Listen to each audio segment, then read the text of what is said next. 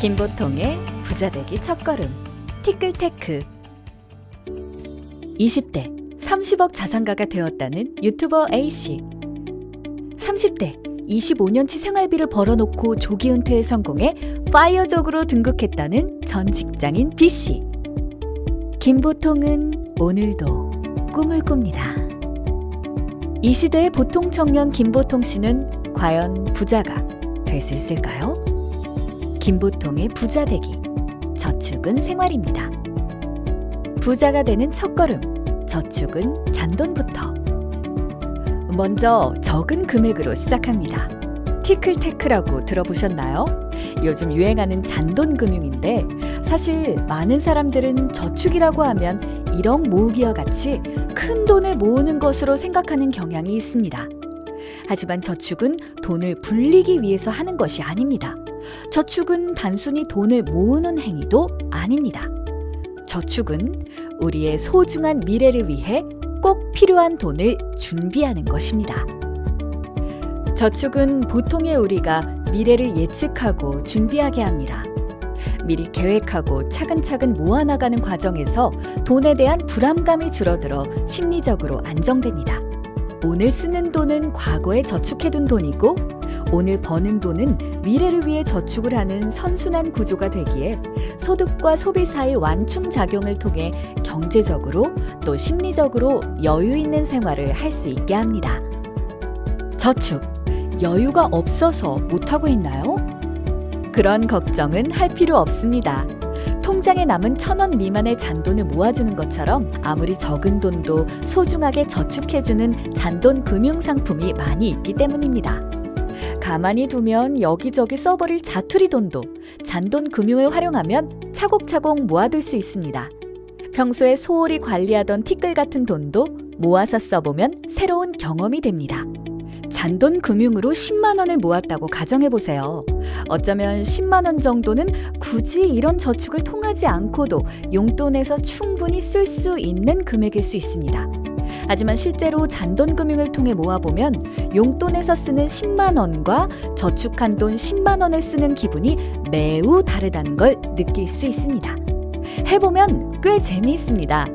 사실 많은 사람들이 저축에 실패하는 이유는 무리해서 큰 돈을 모으려 하기 때문입니다.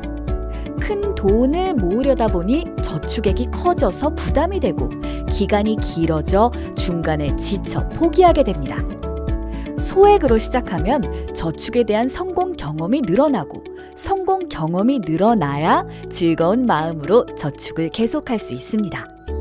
부자가 되는 두 번째 걸음, 목표 세우기. 저축에도 목표가 있습니다. 바로 모으기 전에 어디에 쓸지 미리 정하는 것입니다. 미국의 크리스마스 저축 클럽이 좋은 예입니다. 11월에 계좌를 개설해서 매주 일정액을 저축하고 1년 후에 찾습니다. 이자는 제로. 하지만 미국인들은 열광했습니다. 이자도 없는데 왜 이렇게 인기였을까요? 동기상태 이론에서 그 이유를 찾을 수 있습니다. 사람은 동기를 실현할 때보다 실현할 것이라고 예상할 때 더 행복합니다. 여행할 때보다 여행 가기 전날 기대감으로 기분이 더 좋은 것과 같은 원리입니다. 이렇게 저축에도 동기부여가 중요합니다.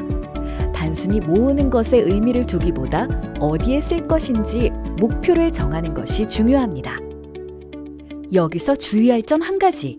우리는 흔히 저축의 목표하면 노후자금, 주택자금, 결혼자금처럼 먼 미래, 큰 돈을 주로 생각합니다. 하지만 가까운 미래의 돈 문제도 해결하지 못한 채 먼 미래의 문제를 대비할 수 없습니다. 저축은 일상의 소소한 것부터 하나하나 계획하고 실천해 나가는 것입니다.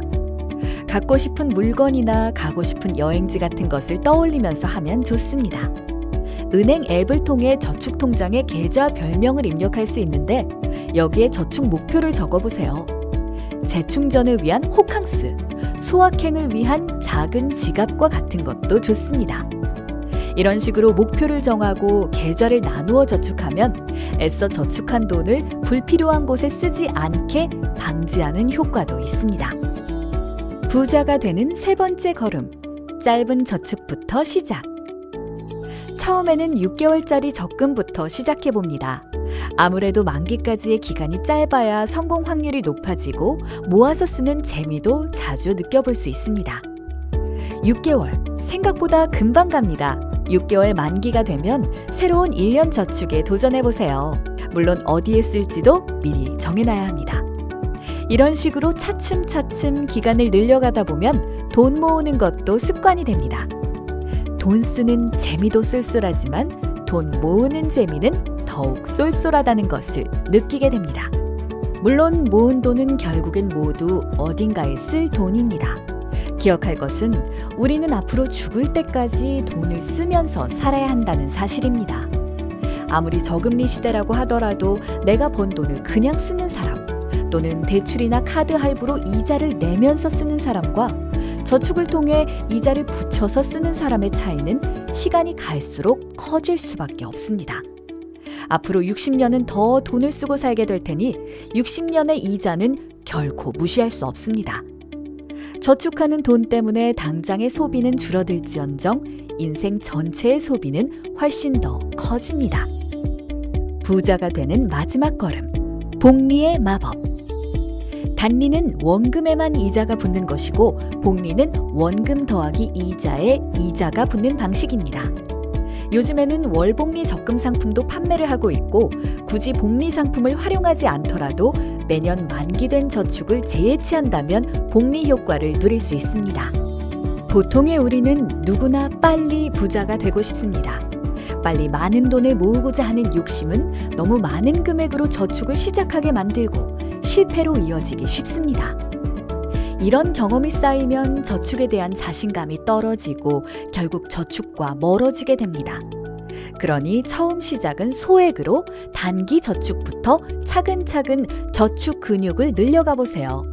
시간이 지나면 저축한 돈이 쌓이고 굴리는 돈이 커질수록 복리 저축 효과는 더욱 커집니다.